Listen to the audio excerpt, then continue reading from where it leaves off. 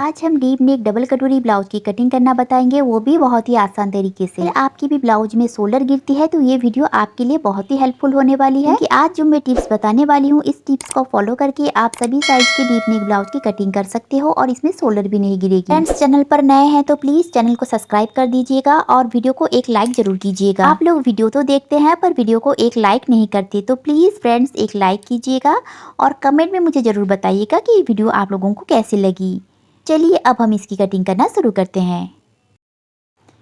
Hello everyone, कैसे हैं आप सब। आशा करती हूँ आप सब ठीक होंगे। मैं संजीता, स्वागत है आपका हमारे चैनल स्टिच बाय संजीता में।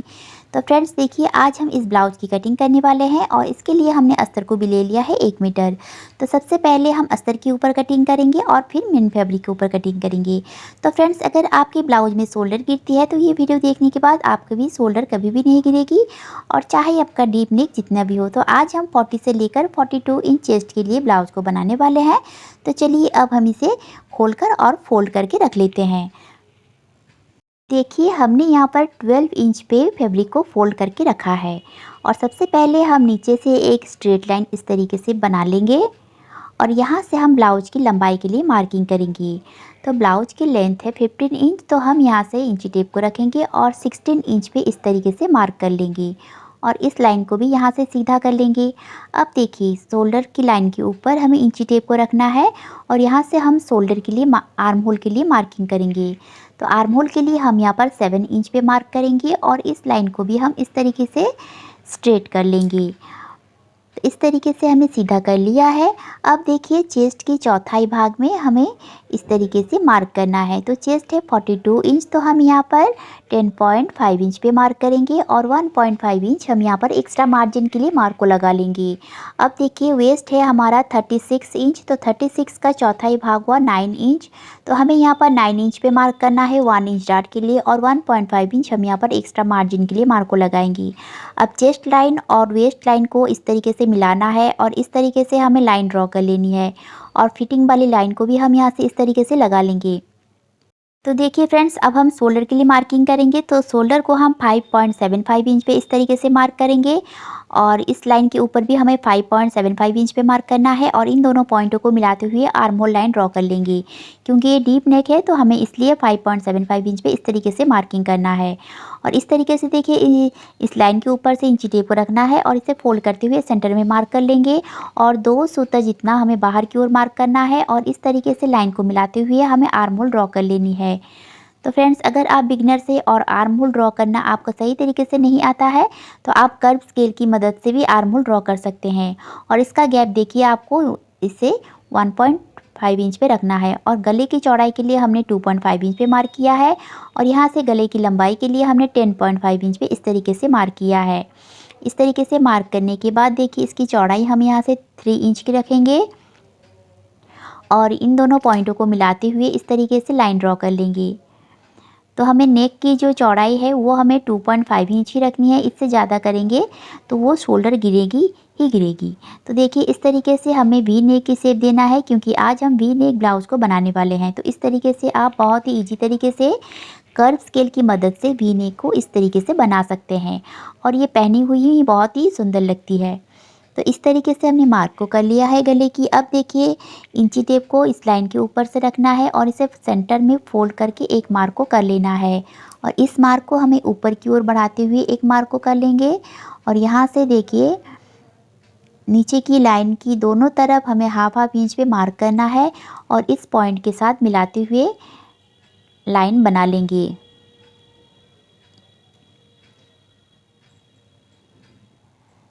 अब इस तरीके से हमारी मार्किंग हो गई है। अब देखिए फ्रेंड्स, अगर आपका शोल्डर कभी भी गिरती है तो यहाँ से आपको हाफ इंच नीचे एक मार्क करना है और इस लाइन से इस लाइन को मिलाते हुए एक लाइन ड्रॉ कर लेनी है। इससे आपका शोल्डर गिरना 100% ख़त्म हो जाएगी। कभी भी आपका शोल्डर नहीं गिरेगी, चाहे आप डीप नेक ब्लाउज आपका 10 इंच डीप हो या फिर 11 इंच या फिर 12 इंच डीप हो। तो आपको यही चीज़ फॉलो करनी है और ऐसे ही ब्लाउज को कटिंग करनी है डीप नेक में। तो इस तरीके से हमने बैक पार्ट को कटिंग कर लिया है। अब हम फ्रंट पार्ट की कटिंग करेंगे। तो देखिए, इस तरीके से बैक पार्ट को हमें फ्रंट पार्ट के ऊपर इस तरीके से रखना है, अस्तर के ऊपर बिछाते हुए। और जैसे कि हमारा मार्किंग है, सारी मार्क को हम ऐसे ही लगा लेनी है। तो एज इट इज़ हम इस तरीके से मार्क को लगा लेंगे। अब बैक पार्ट को हटाकर हम सारे मार्क को स्ट्रेट कर लेंगे। तो यहाँ से हम बैक पार्ट को हटा लेंगे और लंबाई के लिए हम इस तरीके से मार्क कर लेंगे और फ्रंट की लाइन को भी हम इस तरीके से सीधा कर लेंगे और फिटिंग वाली लाइन को भी हम यहाँ से लगा लेंगे। और इस तरीके से हमने मार्क को लगा लेने के बाद अब देखिए शोल्डर को हमने यहाँ से हाफ इंच बढ़ाना है, क्योंकि बैक पे हमने देखिए 5.75 इंच पे मार्क कर लगाए हुए थे, तो यहाँ पर हमें हाफ इंच इस तरीके से बढ़ा लेना है और गले को चौड़ाई को भी हमें यहाँ से हाफ इंच बढ़ा लेंगे। तो इस लाइन को हमें यहाँ से हाफ इंच बढ़ाना है और गले की चौड़ाई को भी हमें हाफ इंच इस तरीके से बढ़ा लेंगे। और इस तरीके से हमें आर्म होल के लिए मार्किंग कर लेंगे 6-7 इंच पे और इस लाइन को भी हमें इस तरीके से सीधा कर लेंगे। तो इस तरीके से सीधा करने के बाद अब देखिए इस लाइन के ऊपर से हमें इंची टेप को रखना है और यहाँ से हमें 6 इंच पे मार्क करना है। तो हमने शोल्डर के लिए 6.25 इंच पे मार्क लगाए थे, तो यहाँ पर हमें 6 इंच पे मार्क को करना है और इस तरीके से इन दोनों पॉइंटों को मिलाते हुए इस तरीके से लाइन ड्रॉ कर लेना है। फ्रेंड्स, इस तरीके से अगर आप फ्रंट पार्ट को हल्की सी हाफ इंच बढ़ाकर कटिंग करते हैं तो आपके नेक की शेप जो है वो बहुत ही अच्छी आती है और कभी भी आपका गली जो है छोटी नहीं होगी और शोल्डर भी बिल्कुल परफेक्ट बनेगी। अब देखिए इस शोल्डर लाइन के ऊपर से इंची टेप को रखना है और गले को हम यहाँ पर मार्किंग करेंगे 6.5 इंच पे और यहाँ से हमें बेल्ट के लिए मार्किंग करना है। तो 40 से लेकर 42 इंच तक आप यहाँ से 13.75 इंच पे इस तरीके से मार्क को कर लेंगे। तो यहाँ से हमने 13.75 इंच पे मार्क किया है और इस लाइन को हमें इस तरीके से सीधा कर लेना है। इस तरीके से सीधा करने के बाद अब देखिए गले की चौड़ाई हमने यहाँ पर 3 इंच की रखी है, तो यहाँ से भी हमने 3 इंच की एक मार्किंग कर लेंगे और एक बॉक्स बना लेंगे इस तरीके से लाइन बनाकर और यहाँ से हमें गले के लिए शेप लगा लेंगे इस तरीके से। अब यहाँ से हमें 1 इंच ऊपर जाना है और एक मार्किंग कर लेना है गले के लिए। अब देखिए हमें कटोरी के लिए मार्किंग करनी है, तो 40 से लेकर 42 इंच तक अगर आपकी चेस्ट साइज है तो आप यहाँ पर 7 इंच की कटोरी के लिए मार्किंग कर सकते हैं और यहाँ से हमें 2.5 इंच पे इस तरीके से क्रॉस में रखना है और एक मार्क कर लेना है। अब इन तीनों पॉइंटों को मिलाते हुए हमें कटोरी के लिए शेप बना लेंगे। तो इन तीनों पॉइंटों को इस तरीके से मिलाएंगे और बहुत अच्छी तरीके से देखिए कटोरी की शेप भी हमारे बनके रेडी हो गई है। तो इस तरीके से हमने कटोरी के लिए बना लिया है शेप। अगर आपको थोड़ी सी इधर उधर लग रही है छोटी बड़ी तो आप इसे हाथ से भी सही कर सकते हैं। तो हुकाई वाली पट्टी की तरफ हमें 1 इंच ऊपर जाना है और फिटिंग वाली पट्टी की तरफ हमें हाफ इंच ऊपर जाकर एक मार्क कर लेना है और इस तरीके से हम एक बेल्ट के लिए शेप लगा लेंगे इस तरीके से और पीछे से हम इस तरीके से शेप लगा लेंगे। तो इस तरीके से हमारा मार्किंग हो गई है। अब देखिए नीचे से हमें 1 इंच इस तरीके से बढ़ाकर और इस तरीके से एक मार्क को कर लेना है। इस तरीके से हमें बेल्ट के लिए मार्किंग एक्स्ट्रा 1 इंच बढ़ाते हुए करना है, क्योंकि हम डायरेक्ट कपड़े के ऊपर ही कटिंग कर रहे हैं, तो इसके लिए हमें मार्जिन भी चाहिए होगी, तो इसलिए हम यहाँ से 1 इंच बढ़ाकर इस तरीके से बेल्ट को कटिंग कर लेंगे। तो देखिए सारी पार्ट को हम इस तरीके से कट करके अलग कर लेते हैं।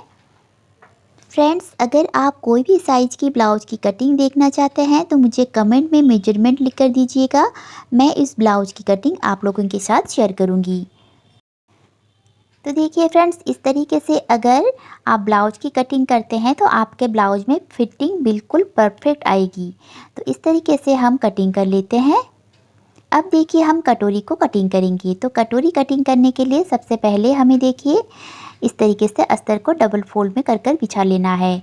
अब देखिए हम बेसिक कटोरी को लेंगे और गले की तरफ से हमें 0.75 इंच जितना नीचे एक मार्क करना है और इन दोनों को नीचे की पॉइंट को मिलाते हुए इस तरीके से सेंटर में एक मार्क कर लेंगे। अब इन दोनों पार्ट को हमें अलग अलग सी इस तरीके से मार्किंग कर लेनी है। तो देखिए हमें इस तरीके से तिरछे में ऊपर की पार्ट को रखना है और इस तरीके से जैसे ही हमारा कटोरी की मार्किंग है हमें एज इट इज़ ऐसे ही मार्किंग कर लेनी है। अब इस पार्ट को हम यहाँ से हटा लेंगे और इन दोनों पॉइंटों को मिलाते हुए एक स्ट्रेट लाइन कर लेंगे। अब देखिए फ्रेंड्स, हुकाई वाली पट्टी की तरफ हमें 1.25 इंच इस तरीके से बढ़ाना है और यहाँ से भी हमें 1.25 इंच बढ़ाएंगे। अब गले की दोनों तरफ हमें हाफ इंच पे मार्किंग करना है स्टिच मार्जिन के लिए। अब इन दोनों पॉइंटों को मिलाते हुए हम एक क्रॉस में इस तरीके से लाइन ड्रॉ कर लेंगे और इस वाली पॉइंट को हम हाथ से ही गोलाई देते हुए लाइन को ड्रॉ करेंगे। इस तरीके से हमने मार्किंग कर लिया है। अब देखिए इंची टेप को हमें इस लाइन के ऊपर से इस तरीके से रखना है और इसे हमें फोल्ड कर लेना है और सेंटर में हम एक मार्क को कर लेंगे और यहाँ से हमें नीचे की ओर लाइन को सीधा करके और 1.5 इंच पे मार्क करना है। ये सभी साइज के लिए हमें इस तरीके से 1.5 इंच पे मार्क करना है और इन दोनों पॉइंटों को मिलाते हुए हम एक लाइन ऐसे बना लेंगे और यहाँ से भी हम इस लाइन को इस तरीके से बना लेंगे। तो हमारे कटोरी के फर्स्ट पार्ट जो है वो हमारा मार्किंग इस तरीके से रेडी हो गया है।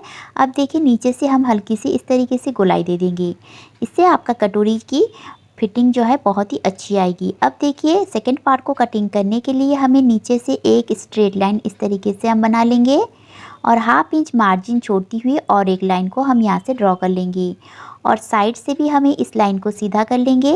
अब देखिए हमने फर्स्ट पार्ट की कटोरी की जो कटिंग किया था इसकी जो लाइन है इसे हमें चेक करना है।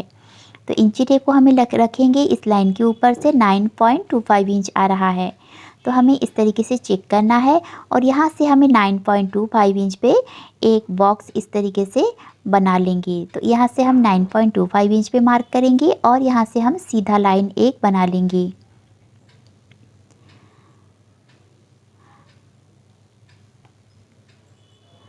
अब देखिए हमने बेसिक कटोरी जो हमने कट करके रखा है इसे हमें लेना है और इस वाले साइड से हमें इस तरीके से चेक करना है। 3.5 इंच आ रहा है तो हमें एक तरफ में 3.5 इंच पे इस तरीके से मार्क कर लेंगे। तो देखिए हमें नीचे की जो स्टिच मार्जिन छोड़ के ही हमें इस तरीके से मार्किंग करना है। अब हुकाई वाली पट्टी को भी हम इस तरीके से चेक कर लेंगे। 2.75 इंच आ रहा है तो हमें यहाँ से 2.75 इंच पे मार्क करेंगे और इन दोनों मार्किंग होने के बाद अब देखिए हमें इंची टेप को इस 9.25 इंच की जो बॉक्स हमने बनाई हुई थी इसके अंदर इसे इस तरीके से रखकर और फोल्ड करके सेंटर में मार्क कर लेना है और यहाँ से हमें देखिए 3 पॉइंट जितना भी मार्क लगाए हुए थे हमें यहाँ पर मार्किंग करना है और इन पॉइंटों को मिलाते हुए हमें इस तरीके से लाइन ड्रॉ कर लेंगे। तो यहाँ से हम इस तरीके से ड्रॉ कर लेंगे और यहाँ से भी हमें ऐसे ही ड्रॉ कर लेना है और यहाँ से हम स्टिच मार्जिन हाफ इंच इस तरीके से लगा लेंगे। तो इस तरीके से हमने कटोरी की first part and second part भी मार्किंग कंप्लीट हो गई है। अब हम इसकी भी कटिंग कर लेते हैं।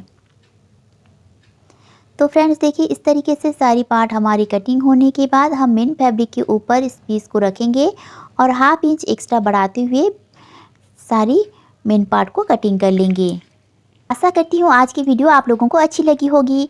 तो प्लीज़ फ्रेंड्स वीडियो को एक लाइक ज़रूर कीजिएगा। ऐसे ही वीडियो देखने के लिए चैनल को जल्दी से सब्सक्राइब कर दीजिएगा। और ये रही इस ब्लाउज की फाइनल लुक, कैसी लगी मुझे कमेंट में ज़रूर बताइएगा। Thank you for watching.